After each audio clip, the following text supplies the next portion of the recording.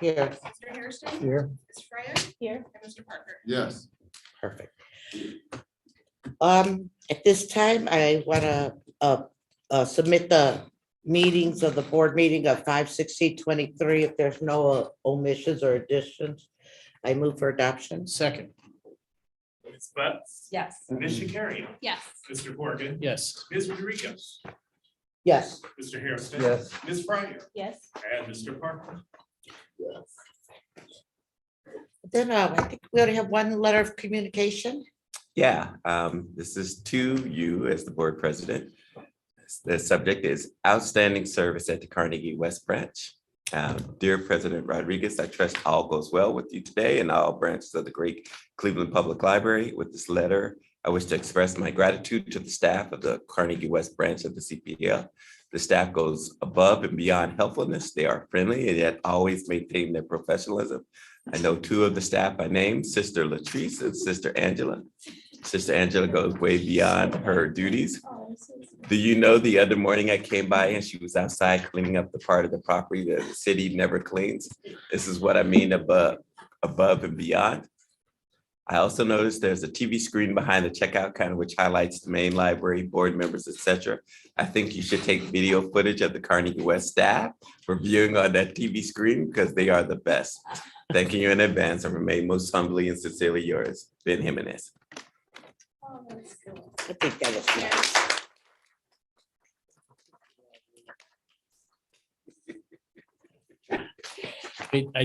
It reminded me when I saw this on the agenda that we have not yet had, have we yet, John, the meeting we need to have with the now no longer new mayor about those places where the library is adjacent to city parks and who's taking care of it. So maybe put that, not that you don't have a full agenda, but we had to think about, this is the time to start saying, and we'll notice it now that the grain is coming, the weeds are growing. So it'd be great to keep an eye out. Perfect. And at this time, because there was no joint finance or human resource committee meeting, I moved to temporarily suspend the regulations of the board of Article 9 and 10 requiring referral resolutions to committees to consider the following resolution. So moved. Thank you. Ms. Butts. Yes. Ms. Shakarian. Yes. Mr. Corrigan. Yes. Ms. Rodriguez. Yes. Mr. Hairston. Yes. Ms. Fryer. Yes. And Mr. Parker. Yes. Thank you. We are now going to move into the finance committee report. Trustee Corrigan, please. Yes, Exhibit 1 is a resolution to accept the gifts for the month of May. We did not have a finance committee meeting, and you just heard one because we suspended the rules. And I'm going to still, where possible, not read every word of these resolutions. If you think I've omitted something, we should put on the record. Obviously, the resolution is in the record, but I'll be skipping through pretty quick. But I am going to say more than I would ordinarily say, just because this is the only public meeting that these resolutions will be considered. So whereas the board received gifts of money, library service materials, technology resources, and miscellaneous non-monetary gifts from generous citizens from time to time, whereas attached this resolution is the gift report for the month of May 2023. Now therefore be it resolved that the gifts described in the gift report for May of 2023 be accepted upon the conditions connected with said gifts in accordance with section 3375.40K of the Ohio Revised Code. So moved. Second. Ms. Butts. Yes. Ms. Shakarian. Yes. Mr. Corrigan. Yes. Ms. Rodriguez. Yes. Mr. Hairston. Yes. Ms. Fryer. Yes. And Mr. Parker. Yes. And I assume, Gary, that the largest Lockwood Thompson was to help fund the recent exhibit. Would that be right? That's our biennial Oh, it's the biennial. Yeah. Okay, that, payment okay, that's great. from Thank the you. Cleveland Foundation. Oh, Sorry, right. annual grant, yes, Right. yes, but it does Oh, help fund yes. that as well, yes, that's the. It just coincidence of Yes, timing. yeah. Okay. Exhibit 2 is a resolution to accept the gift from the estate of Roberta D. Dunmore. Whereas in February 8, 2022, Roberta D. Dunmore executed a last will and testament bequeathing the entirety of her estate to the Cleveland Public Library with no restrictions on its use. Saint Roberta. The executor of the estate contacted the library on April 26th with the news that she passed and that the library was named as the sole beneficiary, which is estimated of her estate, which is estimated to be approximately $55,000. Whereas Ms. Dunmore worked as an employee of the United States Postal Service was an avid reader, almost always having a book with her. Ms. Dunmore left no surviving family at the time of her passing, and therefore made this generous gift to the Cleveland Public Library in recognition of her lifelong love for reading. And whereas on March 13th, the board adopted a resolution that directs the fiscal officer to present unrestricted donations of more than 25,000 or more to the board for further direction in depositing the funds. Whereas the administration requests the gift be used for the Cleveland Reads Initiative or other similar programming offered by the library. Fiscal officer therefore recommends that this distribution be placed into the Founders Fund. Therefore, be it resolved that the Board of Trustees pursuant to the authority set forth in RC 3375.40 hereby accepts this generous bequest from the estate of Roberta D. Dunmore for deposit into the Founders Fund account 203046-46100-29801 restricted gifts for use in connection with the Cleveland Reads Initiative or other similar programming offered by the library.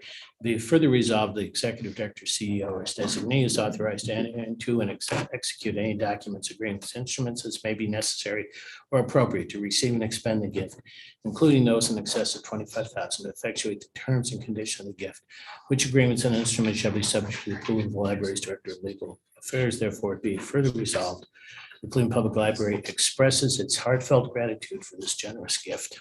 So moved. Second.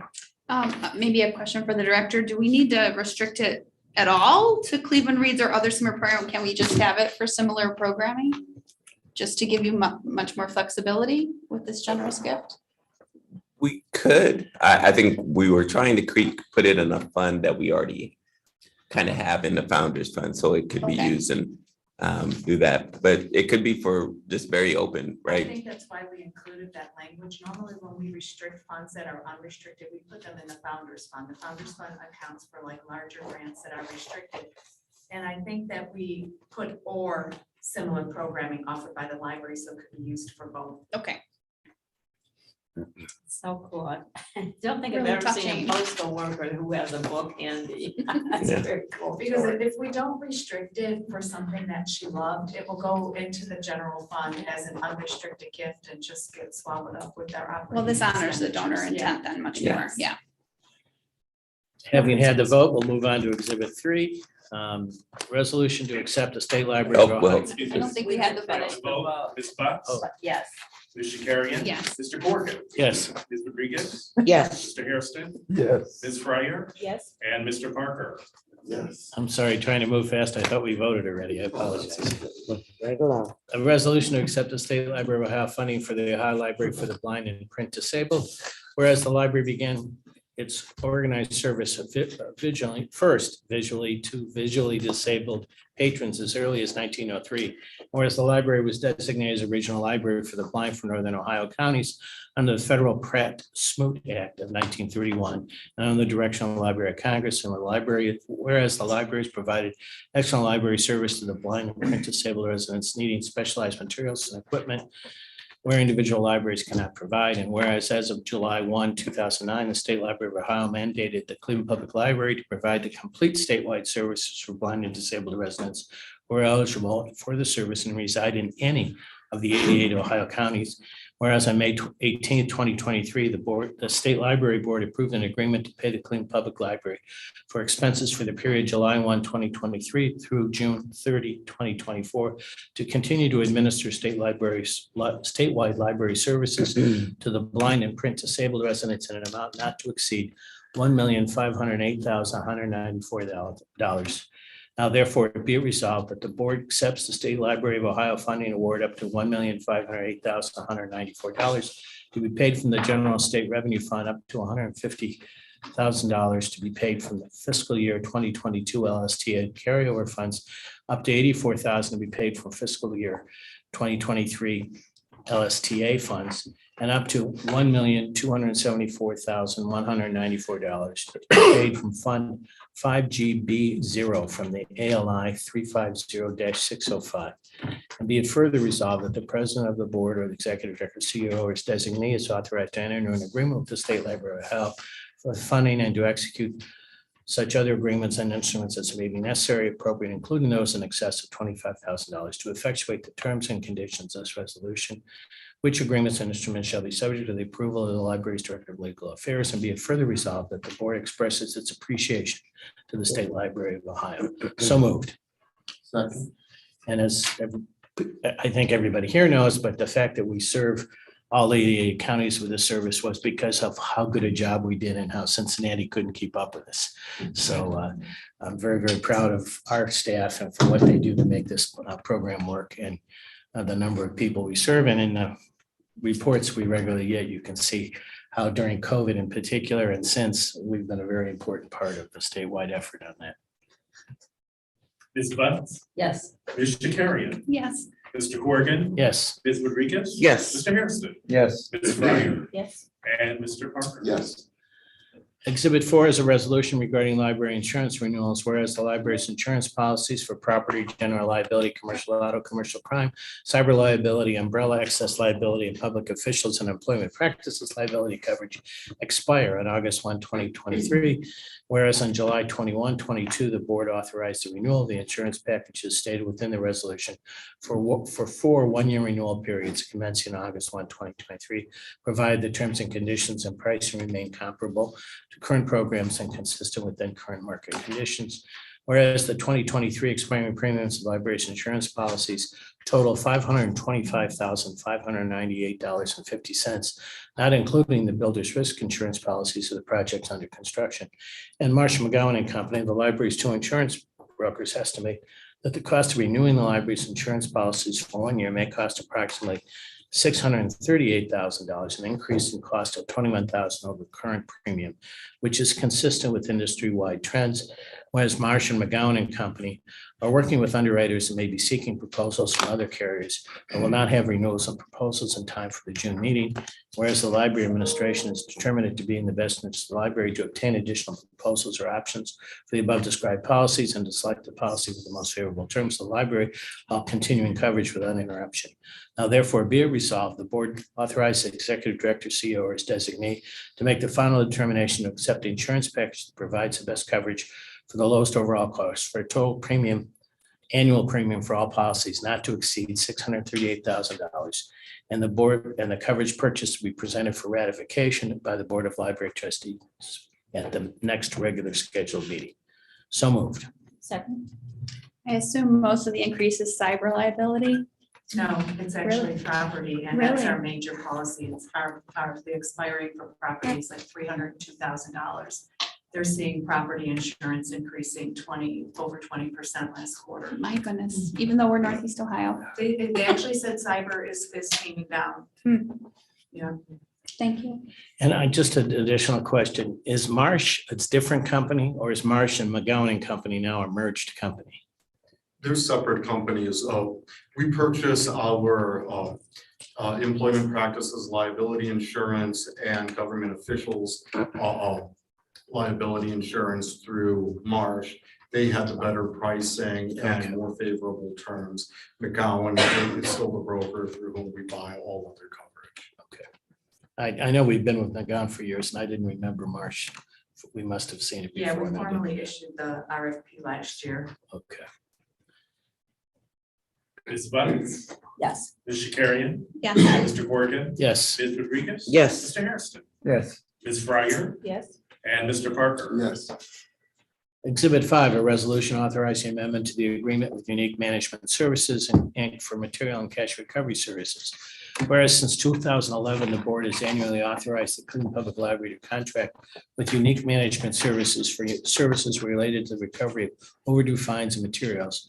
Whereas the administration believes that based upon Unique's successful history of collecting fees and recovering materials, it is in the library's best interest to continue with Unique for material and cash recovery services. And whereas Unique has proposed to continue its budget neutrality guarantee, whereby the library will not be charged for more than the amount of money recovered plus amounts waived at the cost of $7.95 per account referred. Whereas the library estimates that the total cost of engaging Unique to perform the material and cash recovery services for next year will not exceed $30,000 in payments for fees recovered plus amounts waived. Now therefore be resolved that the board authorizes executive director, CEO, or his designee to enter into an amendment to the current agreement between the Cleveland Public Library and Unique Management Services for material and cash recovery services from July 1, 2023 through June 30, 2024, incorporating a budget neutral guarantee in the amount not to exceed $30,000 for fees recovered plus amounts waived, which expenditure shall be charged to the general fund account 1111-00053-53710 professional services, and which amendment shall be subject to the review and approval of the Director of Legal Affairs. So moved. Second. Ms. Butts? Yes. Ms. Shakarian? Yes. Mr. Corrigan? Yes. Ms. Rodriguez? Yes. Mr. Hairston? Yes. Ms. Fryer? Yes. And Mr. Parker? Yes. Exhibit 6, a resolution authorizing renewal for the LCP tracker software. Whereas as a public entity, the library is subject to Ohio's prevailing wage laws, which among other things require the library to keep accurate and detailed records, demonstrating that its contractors and subcontractors are in compliance with the statute's requirements for paying their employees who've worked on the library construction projects. Whereas since April 21, the library's property management department has used a software suite known as LCP Track to assist in complying with the record keeping and reporting requirements set forth in prevailing wage statutes. Whereas the subscription fee for LCP Tracker is based on a graduated fee schedule with fee increasing as the total value of construction projects tracked and the software exceeds certain value thresholds. Whereas on March 14th, 2023, the library executed an agreement with LCP Tracker for a one-year subscription of the software for a total cost of $20,250 as the aggregate value of active construction projects at that time was less than 50 million. Whereas the value of the library's current construction projects now sits at $50,153,627, which is pushing the library into the next price grade on the tracker's graduated fee schedule. Whereas LCP Tracker's annual subscription fee for construction projects with an aggregate value in excess of 50 million is $26,550. Now therefore be it resolved that the library board of trustees hereby authorizes the executive director, CEO, or his designee to execute such instruments or agreements as are necessary to renew the library's subscription to LCP Tracker for a total annual fee of $26,550, which amount shall be charged to the general fund account 121-00053-53360 computer maintenance, which instruments or agreements shall be subject to the approval of the Director of Legal Affairs. So moved. Second. Ms. Butts? Yes. Ms. Shakarian? Yes. Mr. Corrigan? Yes. Ms. Rodriguez? Yes. Mr. Hairston? Yes. Ms. Fryer? Yes. And Mr. Parker? Yes. Exhibit 7 is a resolution amending project budgets for central distribution facility and Brooklyn, Eastman, and West Park branches. Whereas the board approved the total project budgets and subsequent amendments thereto to the central distribution facility and the Brooklyn, Eastman, and West Park branches, as shown in Exhibit A to this resolution, whereas the budgets for central distribution facility in West Park have a surplus of funds that can be reduced in order to allow the use of funds on other facility master plan projects.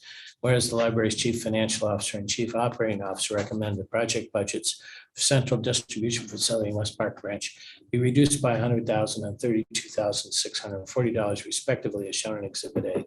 Whereas during the course of construction on the Brooklyn branch, Regency, the library's construction manager for Phase 1B branches, encountered a number of unforeseen conditions of the Brooklyn branch that necessitate change orders, including more extensive hazardous material abatement and subfloor preparation than was initially anticipated, as well as moisture intrusion at the lower level of the building. Whereas in order to accommodate the cost of change orders for the unforeseen construction conditions at Brooklyn branch and account for an expanded security system and industry-wide cost increases for furniture, the library's chief operating officer recommends the budget for the Brooklyn branch be increased by $216,000 as set forth in Exhibit A to this resolution. Whereas change orders are also needed for the Eastman branch to accommodate replacement of both boilers and expanded teledatascope for the branch's audiovisual equipment and expanded security system. And whereas in order to cover the cost of the change orders at Eastman and to account for the increase in the cost of furniture, the library's chief operating officer recommends that the budget for Eastman branch be increased by $150,000 as set forth in Exhibit A to this resolution. Now therefore be it resolved that the board approves the reduced amended total project budgets for the central distribution facility in West Park Branch as set forth in Exhibit A to this resolution. Be it further resolved that the Board of Library Trustees approves the amended total project budgets for the Brooklyn and Eastman branches as set forth in Exhibit A to this resolution, which expenditures shall be charged to the construction tax exempt fund 402 and or the construction taxable fund 403. Be it further resolved that the board authorizes the chief operating officer to allocate the budget amount set forth in Exhibit A for the owner's contingencies, funds, furniture, fixtures, and equipment, and owner direct costs as needed, provide that such reallocations shall not increase the overall budget approved for each individual project. So moved. Tell us more, John, about Brooklyn. Yeah, it's an older branch. We established consistent contingency accounts for all these projects. I think in retrospect, we probably should have taken a higher number for the renovations of the older buildings rather than rebuilding new construction. So the floor leveling was much worse than anticipated. The water intrusion into the basement, where we now have our telephone closet, requires immediate addressing. And then it's really just a number of issues. The security, we did have security designed into the projects. Director Goins joined the library after we initiated our GMPs, had some great value added suggestions, which have taken our scope up on enhancing security, as well as the AV intel data. So kind of a number of issues on an older building that required addressing. I can say from past and historic constructions, the idea of moving $100,000 at a time for a project, as we say that on building it, is unusual in our history. John, so you're to be commended, and all the staff that made it possible to achieve the goals on the budgets of those two, both the CDF and West Park, are to be commended. Thanks. Cost controls have been challenging, as the board's heard, as we've brought resolutions for increases over the last 2 years. I want to thank Terry's team and our consultants for the E-rate program, which the board approved. And so some of the reductions associated with CDF, the West Park project, are because we've heard favorably that we're going to get our rebates on E-rate category 2 for the horizontal cabling and construction. So that gives us a little confidence to take those budgets down, knowing that it's going to be reimbursed by E-rate program. That's great. That's not a small amount. Hey, can you explain what expanded teledata scope is on your audio visual at Eastman? We are at second floor. There is a community room. We initiated with kind of a more basic scope of work, but we expanded that, put in a nice projector up there. We've done touch screens for our furniture packages in some other locations, but in this case, we're putting a projector system. And that's going to be both a staff and a patron area. I must tell you, I got a sneak preview of Lorraine because I'm not going to make it next Saturday. It's fabulous. Everyone was touring me around all of that. And she said the idea was to make that back entrance an iconic Carnegie back entrance. And that's kind of interesting too, how you have for the ramp and the 2 different kinds of stairways. Yeah, these historic buildings, not to totally take the board's time with it, but I hope to see many of you at noon on Saturday for the grand opening. But most of you are familiar with the building. It's kind of a Greek revival. It's some kind of classic old library. It's way above grade, and the front entrance of the building was, subsequently cut off from the community surrounded by the Eisenhower I-90. And so we're really kind of pivoting the building, increasing accessibility, providing ADA ramps into the plaza, and reorienting the building south. So the main entrance, the former main entrance remains, it's still operational. But probably hardly anyone uses it. Right, you can see it off the 90 when you're driving by, but it's hard to actually get to the front door. So this will kind of reorient this to the community. And I'm so glad you saw the really nice garden space. That was very important to the staff. We were deadline there from public services. So it was important to provide it. I'm sorry, that was not. Ms. Butts? Yes. Ms. Shakarian? Yes. Mr. Corrigan? Yes. Ms. Rodriguez? Yes. Mr. Hairston? Yes. Ms. Fryer? Yes. And Mr. Parker? Yes. Exhibit 8 is a resolution to ratify agreement for replacement of the chiller at Martin Luther King Jr. branch. Whereas on June 5th, 2023, the library entered an agreement with Train US Inc. for the purchase and installation of a replacement chiller at the MLK branch for the repair of leaks in the branch's HVAC system for a total cost of $31,223. which amount may be reduced by $8,476, thus lowering the contract price to $22,747 if the cause of the failure of the current chiller is determined to be covered by warranty. Whereas the executive director hereby requests the board to ratify the agreement entered into with Train on June 5th in the amount of $31,223 for the purchase of installation of a chiller for repairs to leaks in the main library's HVAC, Martin Luther King Jr.'s library's main HVAC system. Resolved that the board hereby ratifies and approves the agreement entered into with Train US Incorporated on June 5th, 2023 in the amount of $31,223 for purchase and installation of a replacement chiller at the MLK Junior Branch for repairs of the leaks in the branch's HVAC system. So moved. Second. They did ask the question about the chiller. I know we have a new building going, but they have no AC They there. have no AC. Wow. So this, They have AC provided by temporary spot cooler, so the building's central system is not working. It's Yeah. needed that disrepair. And so we've really kept this scope as manageable as possible, knowing that we need to get through this summer and part of next summer. Yeah, yeah. before we open the pools. Because right, we do have 2 summers effectively. Yeah. yeah. Oh, right when you're going to open a new building. That's frustrating, but absolutely necessary for a step. Mhm. Ms. Bunce, Yes. Ms. Shakarian. Yes. Mr. Corrigan, Yes. Ms. Rodriguez. Yes. Mr. Hairston. Yes. Ms. Fryer Yes. and Mr. Parker. Yes. Exhibit 9 is the Sixth Amendment to the year 2023 appropriation, whereas Ohio Revised Code 5705.40 provides the amendment of an appropriation measure when necessary, whereas it is now deemed necessary to amend the year 2023 appropriation measure, which complies with the amended official certificate of estimated resources received from the Cuyahoga County Budget Commission dated May 10, 2023, and whereas the aggregate of all appropriation classifications does not exceed the total amount submitted to the Cuyahoga County Budget Commission. Now therefore be resolved that the sums indicated in the attached Sixth Amendment to the year 2023 appropriation schedule be approved. So moved. Second. What's the largest change, Carrie? The only change is an increase in the construction taxable fund for the FMP project budget increases and decreases. The net amount is $233,360. Thank you. Ms. Bunce, Yes. Ms. Shakarian, Yes. Mr. Corrigan, Yes. Ms. Rodriguez. Yes. Mr. Hairston, Yes. Ms. Fryer Yes. and Mr. Parker. Yes.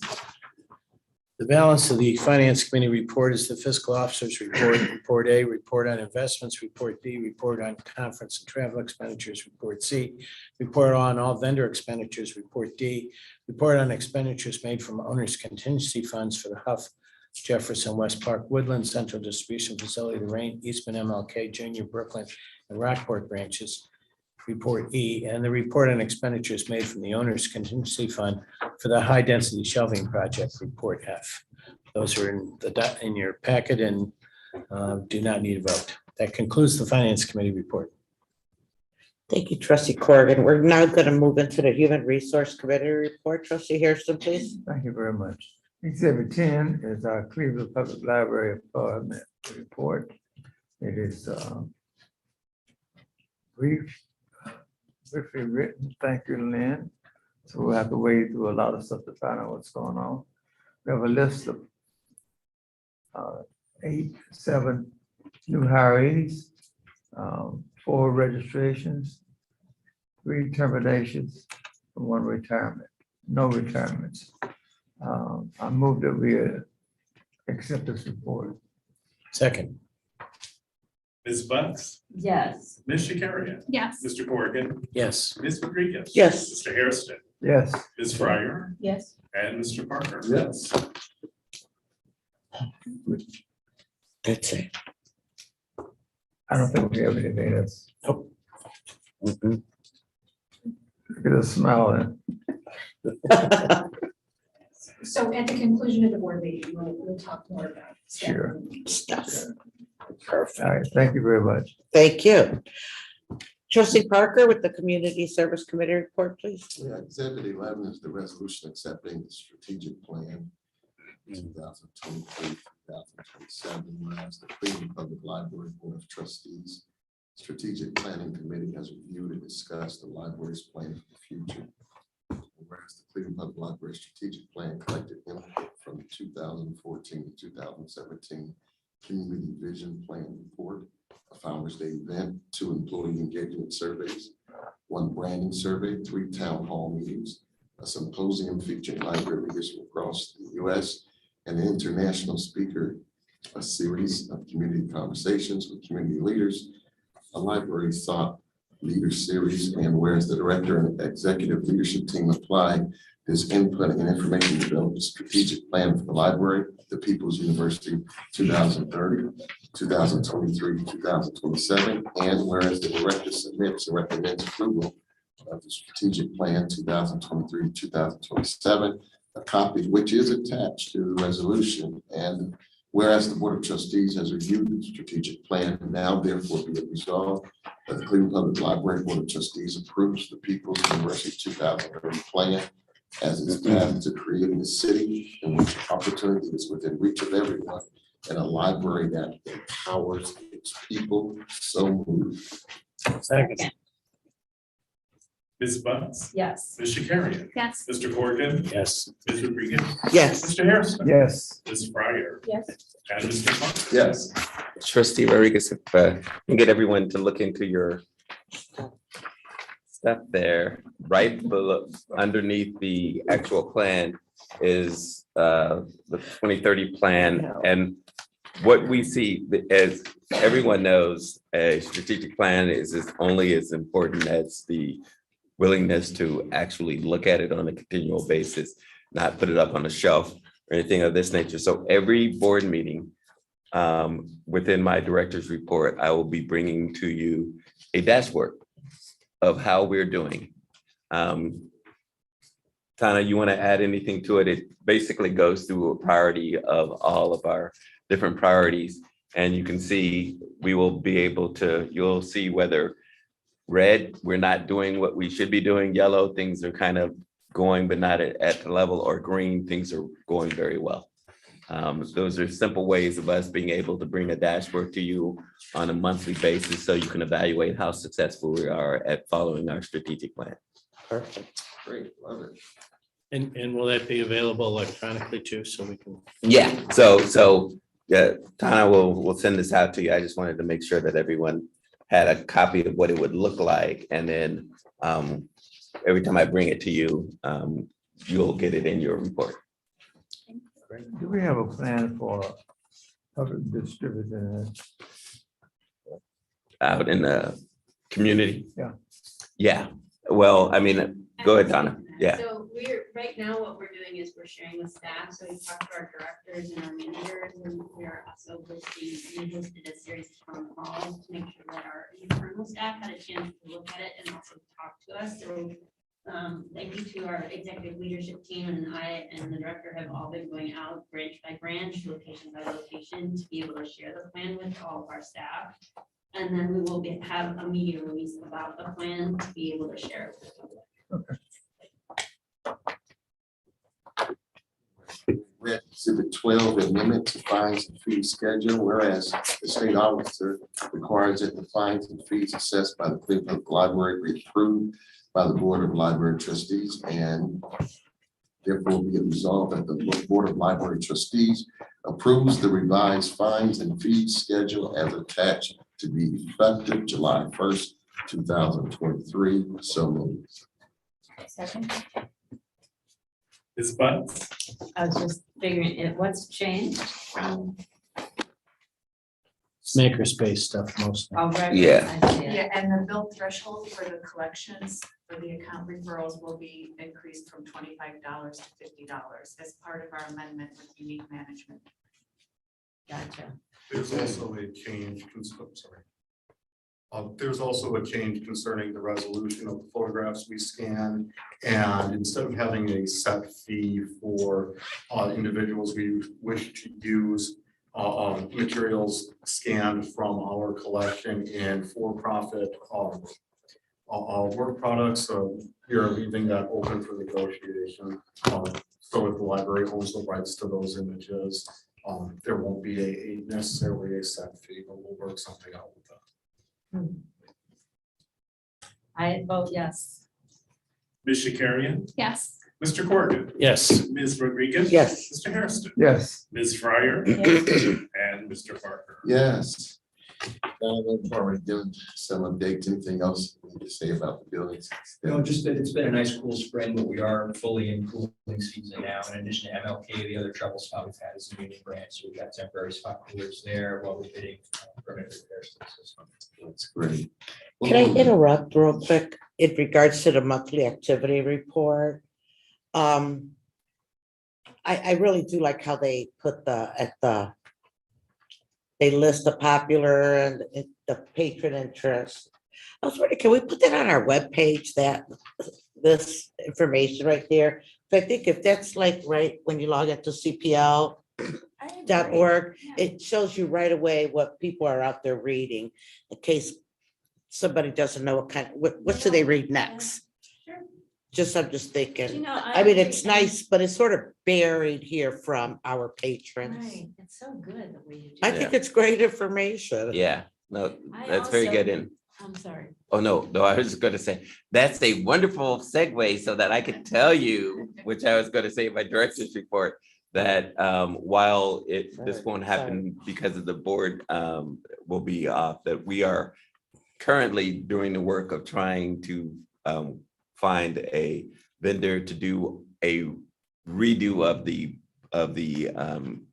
website. Oh, good. Website has been the same for a very, very, very, very long time.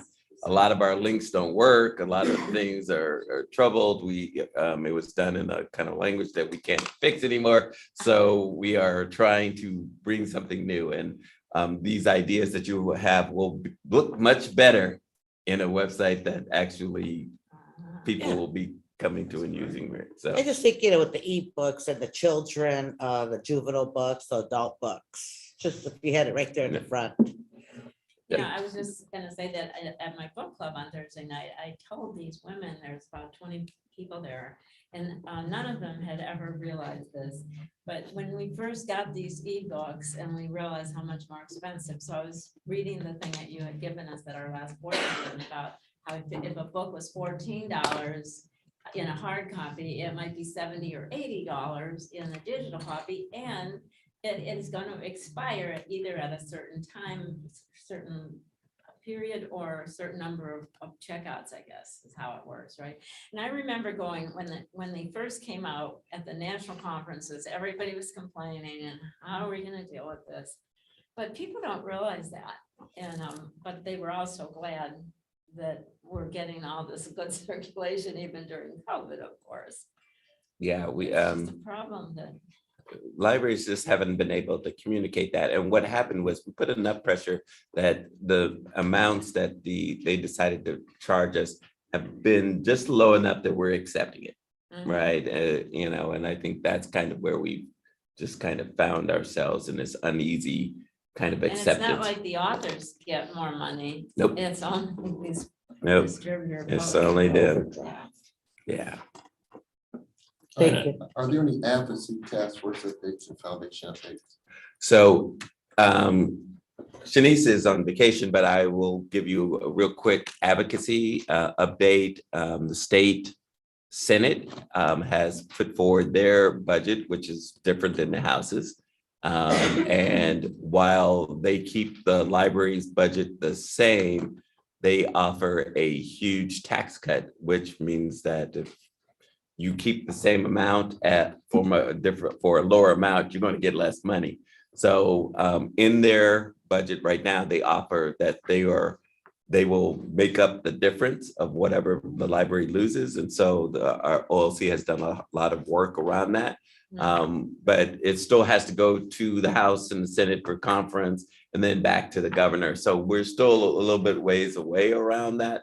But the House, the Senate, the governor, all have been very keen to make sure they are putting the library front and center in their budget. So far, things look really good in that sense.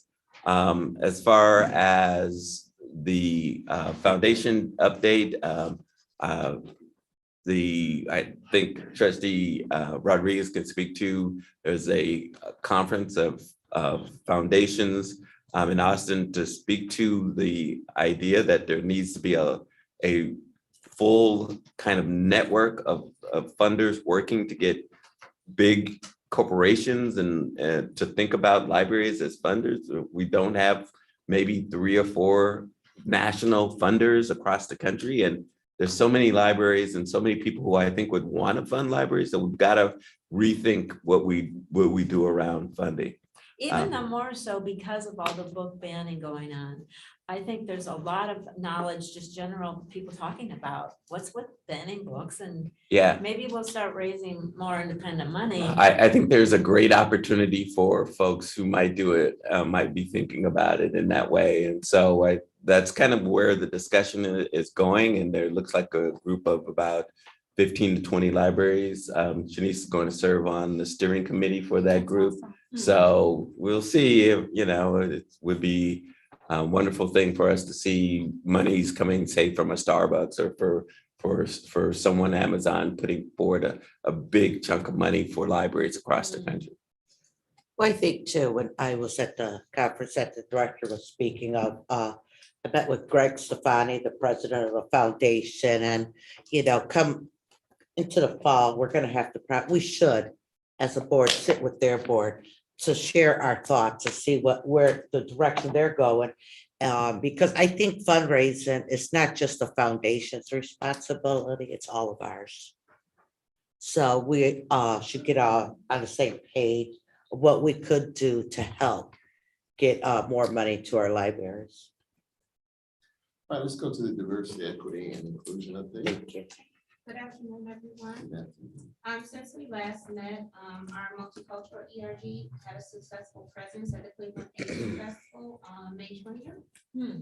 In June, this month, we have our Pride Month, where our Rainbow Readers, they've had a successful lunch and learn internally, where we had guest speaker Ray Jackson from LGBTQ Center of Greater Cleveland do a presentation on pronouns 101 for our staff. On June 3rd, CPL participated in Pride in the CLE, where we marched in the Pride Parade. We also had a booth set up where we handed out information, promoted the Cleveland Reads Initiative, handed out books, and promoted our evening event with George M. Johnson, which was held on June 7th, Wednesday, June 7th, where we had a band book discussion with guest speaker George M. Johnson and MC Ken Schnick, excuse me. That was a great event. It was held here in our main auditorium. On June 11th, we had our Rainbow Readers at Pride and Joy. That was Sunday from 10 a.m. to 2 p.m. We had a booth set up there where we also continue to promote our Cleveland Reads Initiative and hand out information and resources to patrons. On June 22nd, we will have another guest speaker here internally for staff, where we will talk about intellectual freedom and book challenges during our next lunch and learn. And her name is Belinda Boone. She is from Kent State University. This Saturday, June 17th, we will once again participate in the annual Juneteenth Freedom Fest. We will have a booth located downtown Cleveland in Mall C. We will have 4 guest authors doing a book signing, free book giveaway and signing. Dr. Heather Burton, who is the author of I'm Single, So What? Kathy Howard Crimes, who is the author of Walking in Ava's Shoes. Astronet Black, who is the author of The Crumbs of Life, and also Bashir Jones, A Journey to Leadership. So those 4 local authors will be signing books and giving them away as part of our event and advertisements for our booth. And that's pretty much it. Where is that last one? This is going to be in Mall C, downtown Cleveland, as part of the Freedom Fest. So that's where our booth is going to be located. Our actual booth number letter is W2. So if you're looking for us, we can get you that information. You'll never find it. But anyway, I do want to say I wanted to say a comment about what George Johnson said at the book banned book program. He said something that I thought was really, really interesting, because all of us library directors have been with our hair on fire. Those of us who have hair, with hair on fire about the fact that, banned books are going crazy, whatever. He goes, 2 years ago, you could not go anywhere and hear the word Antifa being said. Nobody talks about Antifa anymore. So he says, I just think a year or 2 years from now, no one will be talking about banned books anymore, right? Or at the level that they are. There've always been discussions about banned books, but we have to recognize that, folks who are doing all of these discussions tend to find something that gets hot, and then they put all of their eggs in that basket. So we are having to deal with that, and it is craziness, but we just have to hold on and recognize that there will be other things that go our way. Librarians will always fight back. Yes, that is a certainty. George Johnson program was really good. Thank you very much. This too shall pass. Yes. Where is that right to read at? That's what I give it as. At the Capitol Theater. Right. Okay. So I'll go through the list here in a little bit in the Okay. director's report. Okay, sorry. I was also just going to point out, for general background for people to know, the big problem with what the Senate has done to the budget is there are a number of powerful senators who have decided to fund what they're calling the backpack policy, which is increasing the amount of money that the family has to have to qualify for vouchers for private schools and non-public schools from 50,000 to 75,000. And in some areas abolished altogether, so that the Senate budget as proposed will be funding parents directly for homeschooling, which is something the state has never done before. But there are numbers of Southern Ohio senators who are basically supporting the idea that, well, if they're not going to school, they should be getting that tax money from us directly. Oh. And so the biggest part of the difference between the House budget and the Senate budget is the so-called funding of this backpack policy. And it's affecting education and libraries everywhere because of what it's doing to the overall budget. So, but I don't know, I've not seen much media discussion about how outrageous that is and how this is far worse than the charter schools in terms of the impact on public schools. The charter schools at least have an attempt to be public in the sense, but the idea that we fund homeschooling directly just seems crazy to me. That's not public right.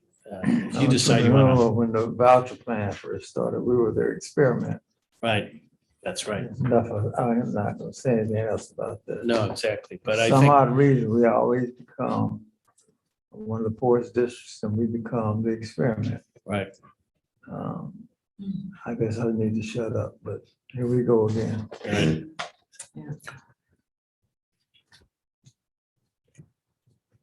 Is that all, Anthony? Yes, and Thank that you. is the end of that report, and it's been a pleasure. Thank you.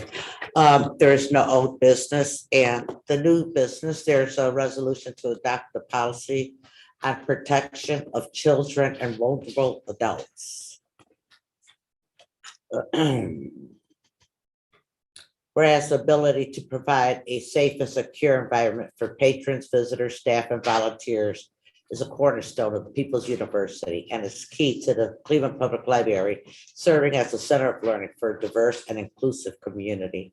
And whereas in this day and age where allegations of abuse are increasingly common, it has become a best practice for organizations that serve the public to adopt policies setting forth standards of behavior and protective measures concerning the most vulnerable population that they serve, namely children and adults with developmental disabilities or physical impairments, vulnerable adults.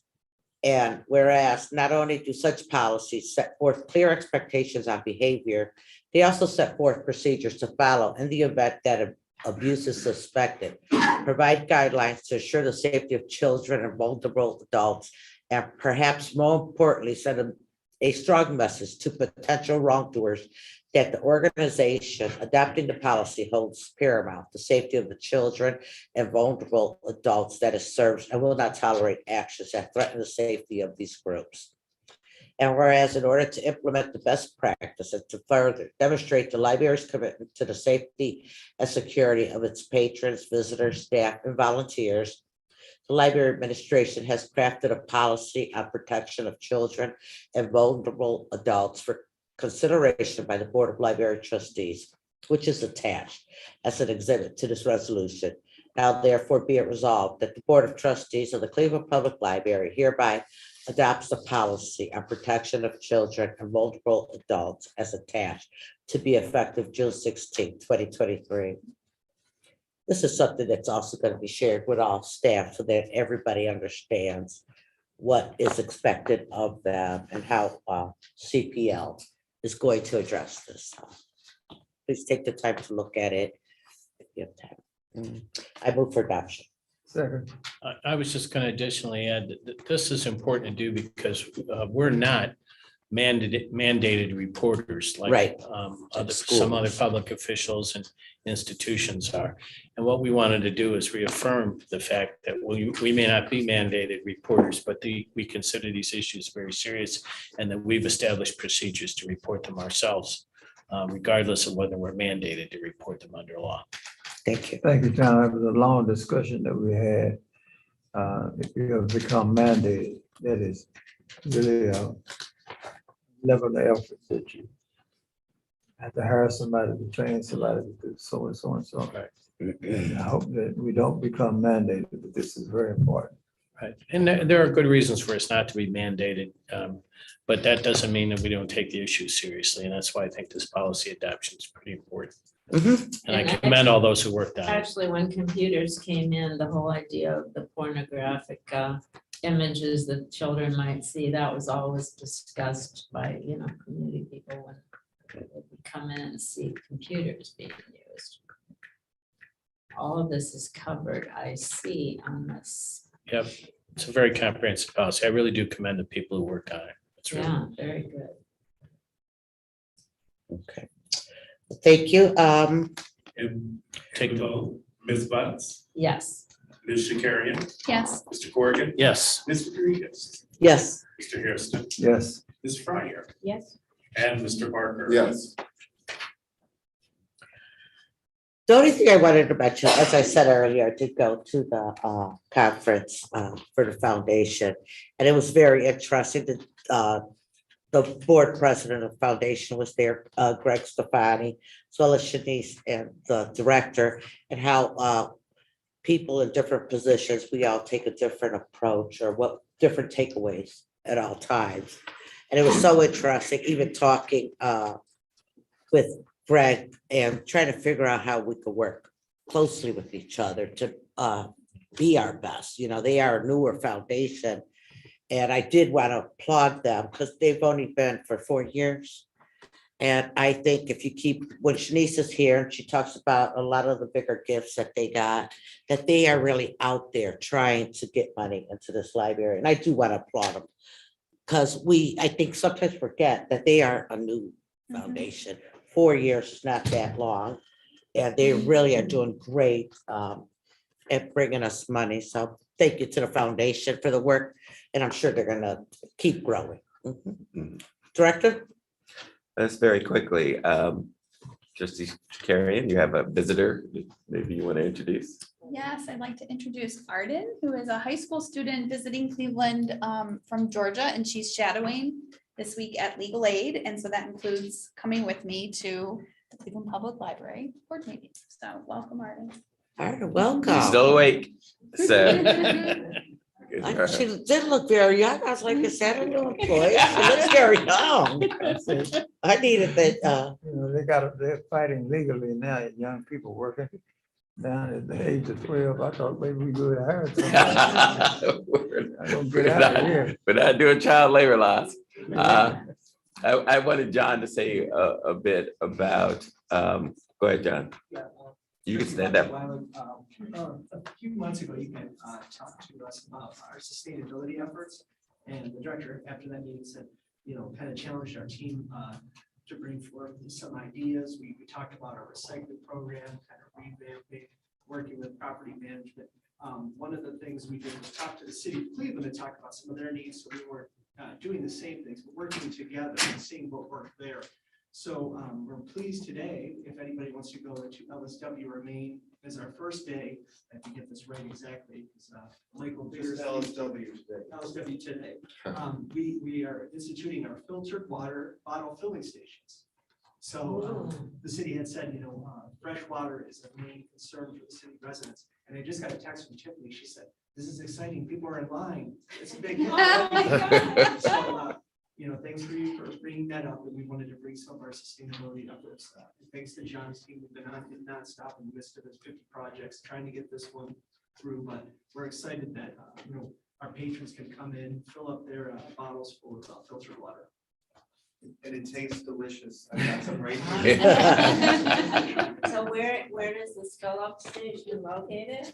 It's going to be on the first floor in the main library and LSW, but our goal is to take all of the water pumps, because you can also have a drinking pump, but changing main, we already have them in some of the branches, the new branches, and filling in, but they're very popular. So our goal is over time to take all of the old water fountains and do these new units. And the garden. Oh, and then we found out for sure, we talked to the director, we wanted to make sure our furry friends outside, maybe have a dog bowl out in the garden, and also have water available in the Eastman Garden, so we're working on that too. Just launched today, so we wanted to let you know. Perfect, thank you. And then I just wanted to bring the calendar to you. You have these dates here, Freedom Fest and Right to Read is going to be a movie at the Capitol, which it features LeVar Burton and others. Who knows all the details on Right to Read? Erica. Yes, so we're partnering with Northwest Neighborhoods to offer that screening at no cost, of course, to the community at Capitol Theater. Marina will be there with the Cleveland Reads table, so we're giving away lots of books there, and we'll also have one of our staff members. And I believe a Cleveland Reads co-chair will give brief remarks in the beginning. So I believe that starts at noon on Monday at Capitol Theater. Noon on Monday? Yes. So this doesn't even mention the Lorraine opening. Isn't that next Saturday, the 17th? That's on the It's this 17th as well. Saturday. This is good for the refrigerator but. Yeah, But we yeah, can- this is for everyone to be able to kind of keep a listing of all of old these people. big programs happening up. I want to commend the staff. My kids were at the block party at Carnegie West and ate lots of pizza, the roller skating, the squishmallows. It was really terrific. So Oh. thank you. And so And we you will have- be at the other. And you also showed a picture of them at the Brett Hall. Now that I want to Brett see Hall the is date amazing. before. Yeah, we got Oh, many, yeah. many tours for you. Lots of people are And talking about Michael that. also wants to take you on a tour of 7 days if you want to go. Yes. He will always be here for That that is tour. cool. That's Uh, cool. And then if I could just have, and many thanks to Erica for all that she's done with all these other programs, but I want her to discuss Stronger Together which is on Tuesday, which. Yeah, Tell us more. Oh, yeah, that's So this is our really big event. It's the director's idea to come together and have a sit-down dinner, partnering with the Western Reserve Historical Society and the Jewish Federation of Cleveland. Dr. Williams will moderate a discussion with two amazing white authors, Jilly Siegel and Kimberly L. Jones. And we're going to talk about Jewish and African-American relations and activism, the past and the present.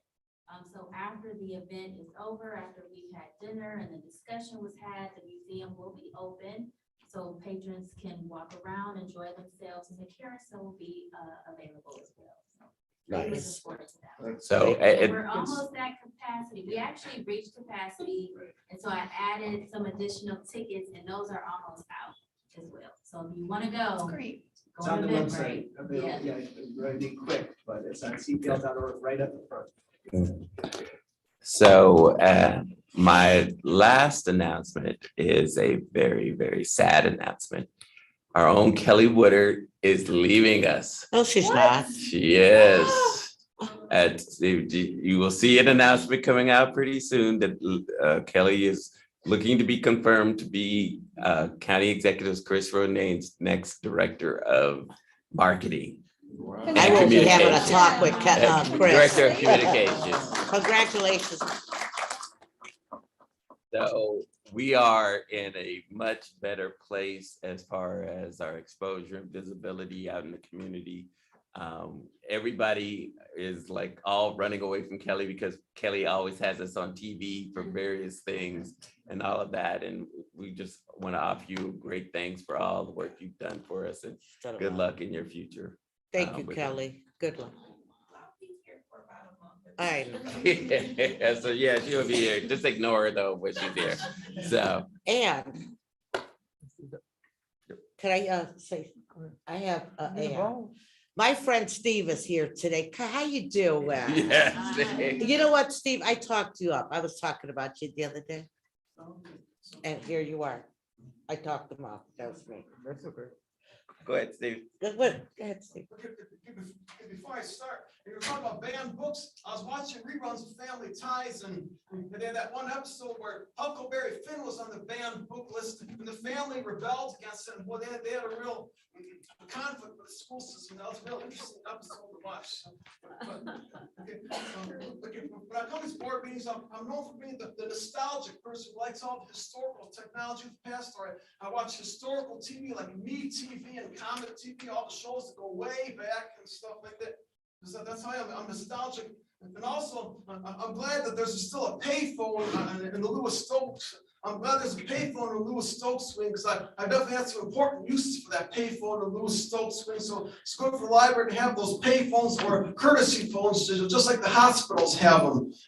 And I'm glad also about the trend of the single occupant restroom, and so people got more privacy with the dryer. Not everybody has to hear that loud dryer, and keep the hand sanitizers going. And I know with paper towel waste, there's been a lot of like environmental things with paper towel waste, but I hope they come up with recyclable paper towel waste. So maybe in the restaurant or something, when you throw the paper towels in the garbage, they could recycle it instead of throwing it out.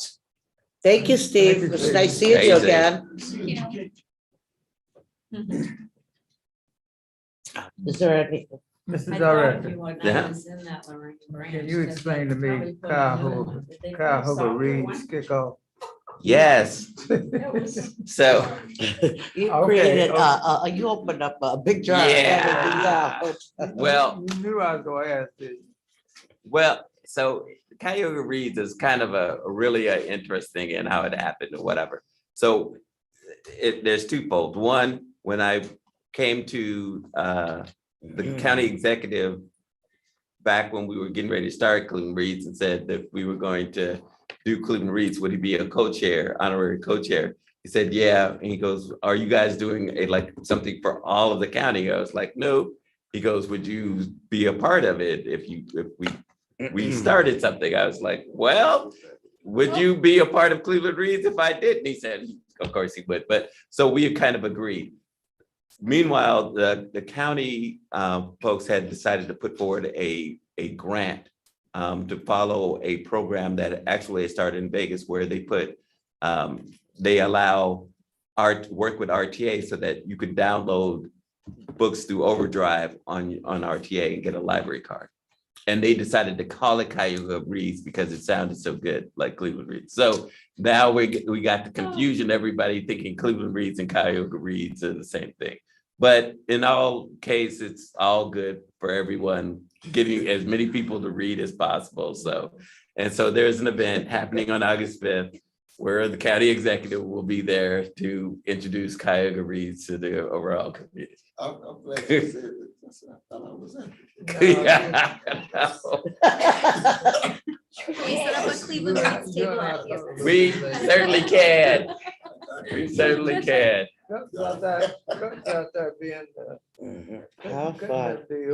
I did, well, yeah, and so my staff like looked at me and they were like, where does Cuyahoga Reads come from? I had to run. They were all out to get me. But yeah, so cutting deals, you never know when they come back to haunt you. I'm sure we will have a Cleveland Reads book. I like to make a little bit. Event. A little bit will be that Cleveland Public Library would do all the work. Okay, with that, thank you, trustee Harrison. See, you already got me in trouble already because they all Already. saying they're doing more work than they should be, but I that's. call this board meeting adjourned. We are not gonna let trustee Harrison say that word. Thank you.